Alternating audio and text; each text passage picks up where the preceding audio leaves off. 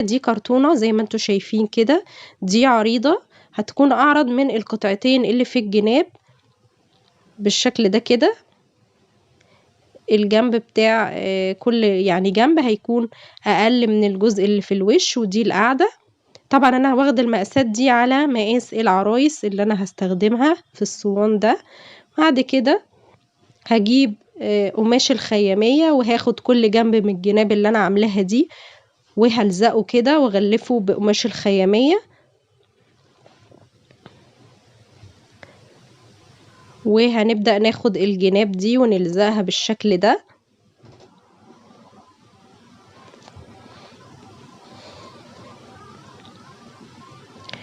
وبعد كده هجيب كمان الجزء ده واغطيه برضو عشان يبقى متغطي من الجنبين. طبعا انا غلفت كل قطع الكرتون اللي انا عاملاها، فبعد كده هبدأ ان انا اجمع الاجزاء في بعضها، بلزق الجنب بالشكل ده واجي من الناحية التانية بحاول ان انا اسنده كده على حد ما ينشف، وبعد كده بلزق الجنب التاني، وبعدين بحط القاعدة بتاعتهم بس برفعها حوالي 1 سنتي او 1.5 عن الجزء التحتاني والزقها. وبعد كده هجيب الفرع ده اللي هو الشريط ده بتاع زينة رمضان، طبعا احنا عارفينه كلنا بنشوفه كتير في زينة رمضان. نقدر طبعا نستخدم اي فرع عندنا او اي حاجة نقدر نستخدمها متوفرة عندنا لو مش متوفر. وطبعا انا من تحت برضو حطيت نفس الفرع ده الاصفر ده، حطيته برضو من تحت. نيجي بقى للفرن بتاع الكنافة. عملت طبعا دايرتين مقاس بعض بس فيهم دايرة انا مفرغاها، وهجيب الفوم او لو مش عندنا فوم اسود نحط قماش، نحط جوخ، اي حاجة مش هتقول لا. بعد كده هجيب الدايرة التانية اللي انا مفرغاها وهلزقها بالشكل ده كده. وبعد كده جبت كرتونة بس شايلة الحرف بتاعها، مخلية اللي هي الحتت اللي هي التعريجات دي باينة عشان تبقى سهلة معايا ان انا الفها وتديني التدويرة بسهولة. فاحنا طبعا بنلف كده الحرف على حرف الدواير اللي انا عاملاها فوق دي، ونلف عليها كده الكرتونة عشان يدينا الشكل بتاع فرن القطايف قصدي الكنافة. وبقص طبعا الزيادة دي والزقها كده بالشمع بالشكل ده كده. بعد كده هجيب فوم ابيض والزق على الجزء الفوقاني ده، وبعد كده هلزقه على الجزء ده كمان وغلفها كلها باللون الابيض.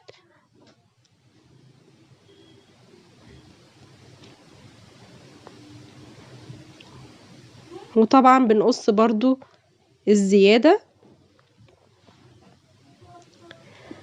بعد كده هجيب الفوم الاسود واكمل عند الجزء الغويط ده. طبعا انا قصدت ان انا اعمل الغوط ده عشان يديني بحاول قدر الامكان ان انا اوصل لشكل الفرن بتاع الكنافة يعني يكون زي الحقيقي، فانا عاملاه يكون غويط شوية.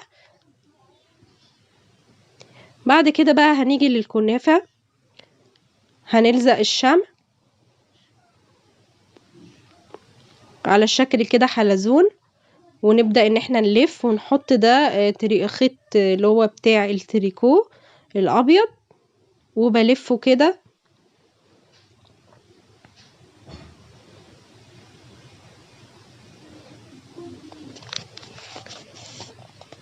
بالشكل ده كده كده. خلاص خلصنا الكنافة.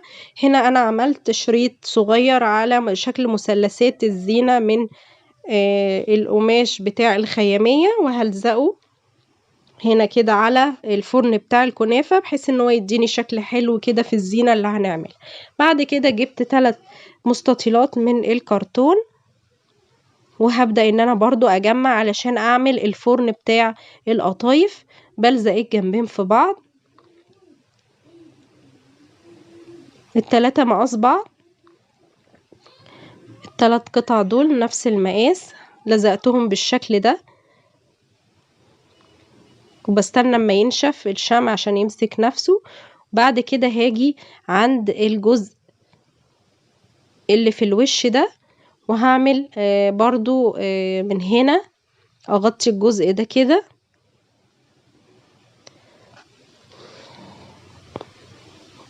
وبعد كده هجيب فوم اسود وهلزق اللي هي الفرن اللي فوق بتاع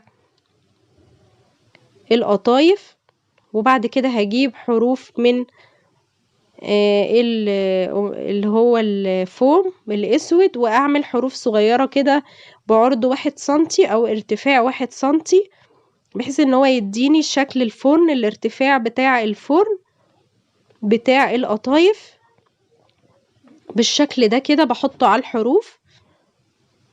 بعد كده انا جبت هنا ده اللي هو لزق المراية بلزقه على الفرن كله من الجناب، ما عندناش نقدر نستخدم الفويل، وممكن نرشه بسبراي فضي برضو لو احنا عايزين، والفويل برضو هيقضي الغرض ويبقى حلو. طبعا انا هنا عملت بقى فوم دوائر صغيرة كده عشان اعمل القطايف، وبحط بلون برتقاني كده نقطة واسيحها بايدي بحيث ان هي تديني شكل مشابه لشكل القطايف، وهبدأ ان انا ارصهم كده على الفرن بتاعها عشان الشكل بقى يبان ويبان لي ان ده الفرن بتاع القطايف.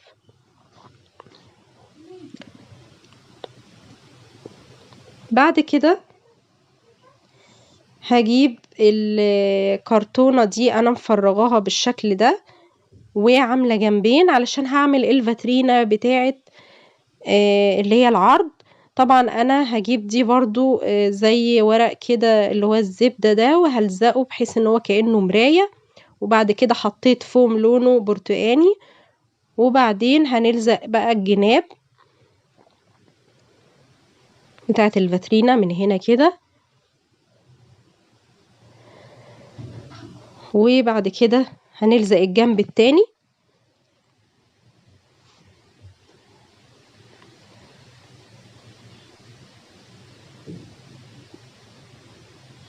وهنعمل برضو رف كده في النص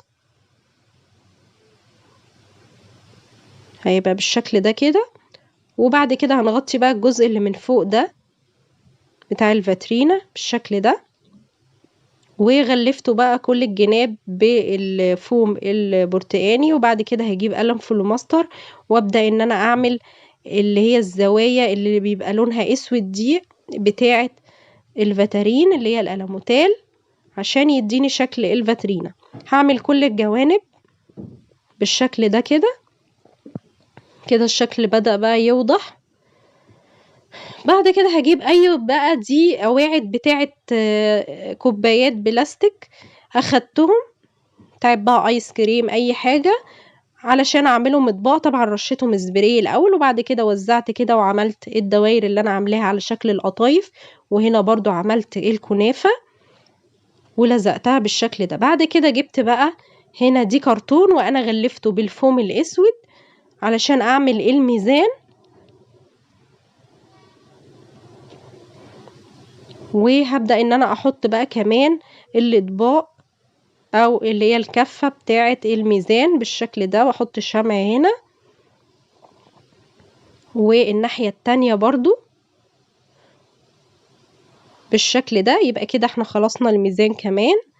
هنيجي بقى للكنافة. طبعا انا عاملاها من زي ما قلت لكم الخيط الصوف بتاع التريكو، لزقهم كده على شكل هرمي فوق بعض بالشمع، ولزقت كده الطبق في الرف التحتاني، وهنا هنحط الميزان على جنب كده بزاوية، وهنا هحط الطبق بتاع القطايف ولزقتهم بالشمع بالشكل ده كده.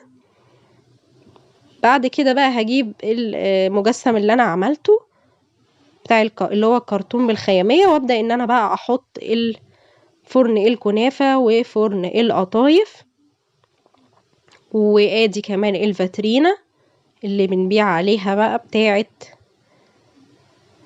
اللي هي بتوزن عليها وبيتباع عليها. وبعد كده بقى دي عروستين كده عملتهم لبستهم يعني كأنهم العمال اللي شغالين في الفرن.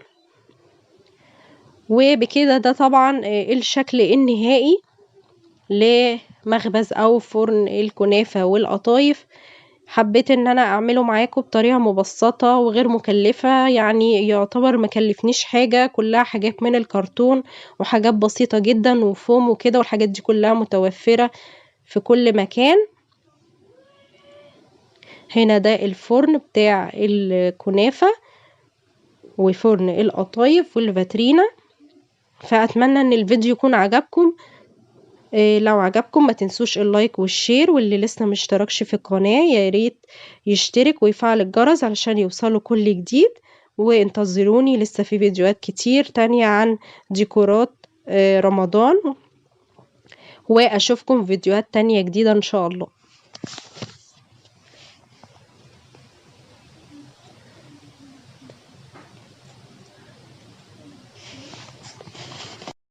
زي ما انتوا شايفين هنجيب كرتونة مقاسها 12.5 في 10.5. هنعمل طبعا اول حاجة فرن القطايف، وهنجيب قطعتين كرتون 7 سنتي في 15 سنتي، وقطعتين تانيين 8.5 في 15 سنتي.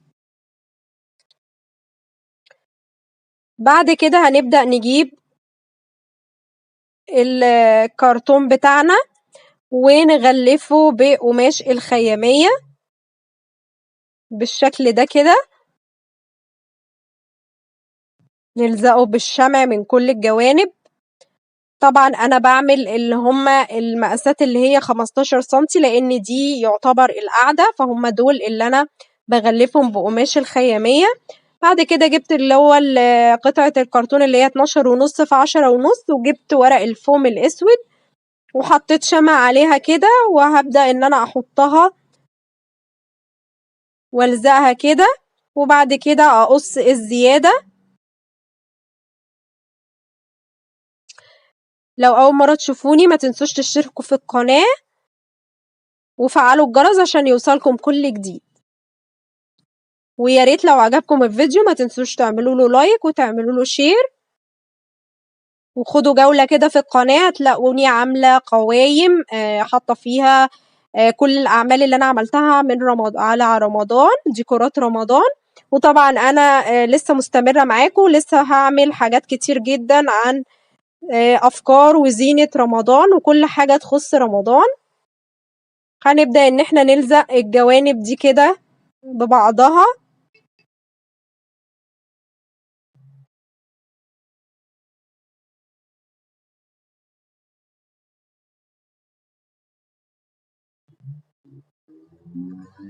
بالشكل ده كده ونثبتها كويس لأن دي القاعدة.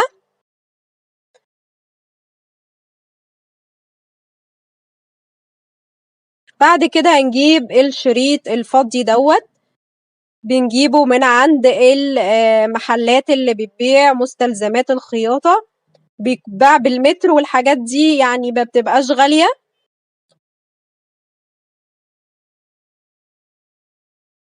نبدأ نلزق على الحروف بتاعة الجوانب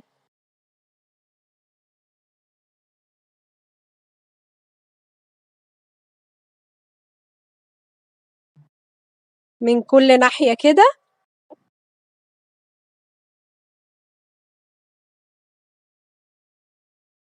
بالشكل ده. وبعد كده هنجيب برضو ده شريط كده برضو لونه فضي وعليه جليتر كده، هحطه على الزوايا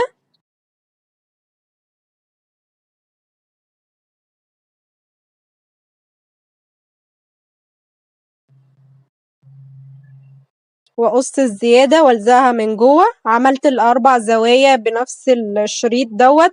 وبعد كده جبت ورق الفوم عاملة الدواير، وهجيب قلم كده لونه برتقاني وابدأ ان انا اسيح كده بايدي اعلم في النص واسيح بايديا عشان يبقى دي القطايف. عملت 9 دواير وهبدأ اوزعهم على الفرن بتاع القطايف.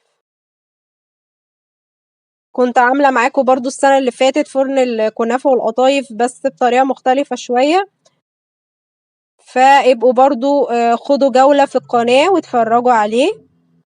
وطبعا اللي هناك ديت عربية الفول اللي كنت عاملاها معاكم الاسبوع اللي فات، وكمان فانوس ايقية برضو اللي كنت عاملاه معاكم.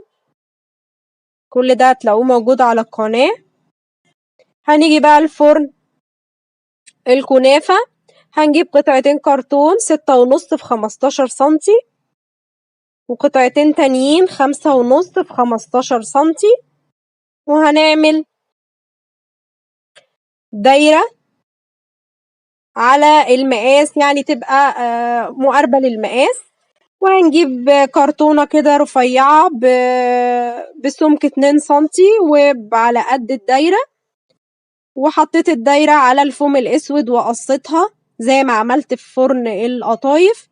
واجي بقى بعد ما غلفت الشريط اللي هو الكرتون الرفيع ده، غلفته بقماش الخيامية، وهبدأ ان انا الزقه داير كده على الدايرة بالشمع، امسك كويس عشان يثبت معايا. بعد كده بقى هجيب دوت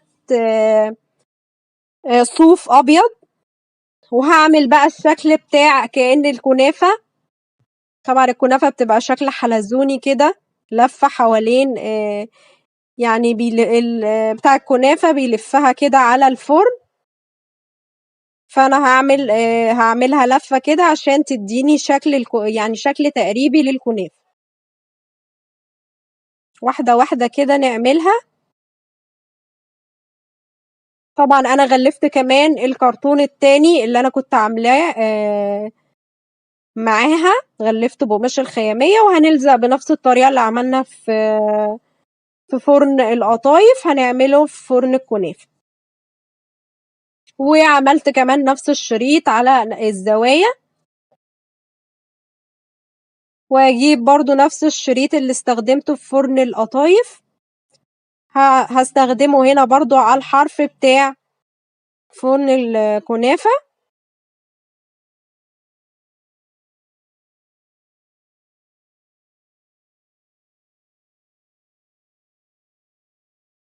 نبدأ ان احنا نحط الشمع كده على الحرف، ونبدأ ان احنا نلزق على الحرف بالظبط بالشكل ده كده.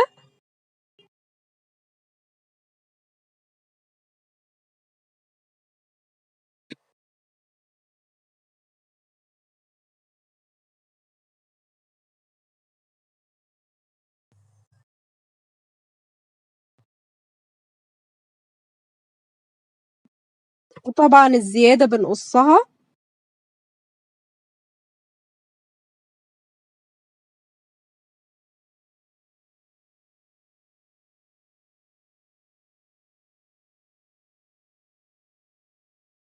وبنلزق الجزء الاخراني.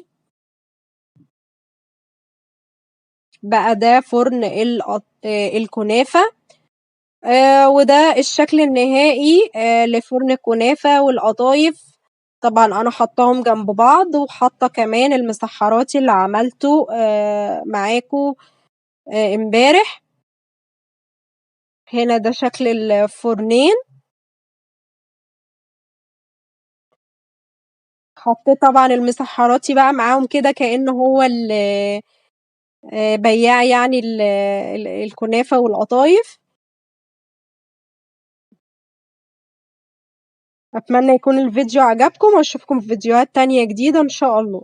وما تنسوش اللايك والشير. والسلام عليكم ورحمة الله وبركاته.